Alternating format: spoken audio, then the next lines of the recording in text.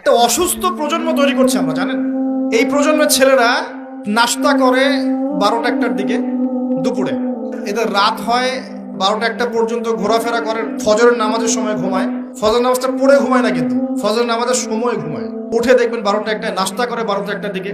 এরা সালাম দিতে লজ্জাবোধ করে, এরা সালাম দিতে লজ্জা পায়, পিতাকে সালাম দিতে লজ্জা পায়।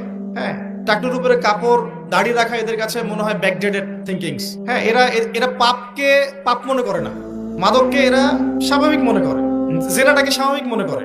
ফ্রি মিক্সিং জেনাটা খুব স্বাভাবিক, বয়ফ্রেন্ড গার্লফ্রেন্ড খুব স্বাভাবিক বিষয়, ঠিক আছে? বাপের টাকা পয়সা থাকলে এগুলো নিয়ে বন্ধুদের সাথে মজ মাস্তি করাটাকে এটা ফ্যাশন মনে করে, টাকা উড়িয়ে দেখে ফ্যাশন মনে করে। ওই টাকা পয়সা কামাই করতে পিতাদের কত কষ্ট হয়েছে ওরা জানে না, পিতারা জানে। এই প্রজন্মের মেয়েরা দেখবেন পর্দাটাকে ব্যাকডেটেড থিঙ্কিংস মনে করে, চুল খোলা রেখে গেঞ্জি টি শার্ট পরে বাইরে ঘুরতে যারা পরিমাণ লজ্জাবোধ কাজ করে না, যারা পরিমাণ না। বিভিন্ন অকেশন আসলে দেখবেন মোমবাতি জ্বালিয়ে অগ্নি পূজা শুরু করে দেয়। হ্যাঁ, এবং কোনো কোনো ক্ষেত্রে সংস্কৃতির নামে এমন কিছু শিরকি কাজ করে যেগুলোর সাথে ইসলামের কোনো সম্পর্ক নেই। এরা জীবনে প্রতিষ্ঠিত হওয়াকে, বাইরে একটা ডিগ্রি সার্টিফিকেটকে নাজাতের ওসিলা মনে করে ফেলে। নামাজ, রোজা, হজ, যাকাত, ইসলামিক কালচারগুলা তাদের কাছে মনে হয় এগুলো শেষ বয়সের কাজ, এই বয়সে কোনো দরকার নেই। আমরা একটা অসুস্থ প্রজন্ম তৈরি করে যাচ্ছি।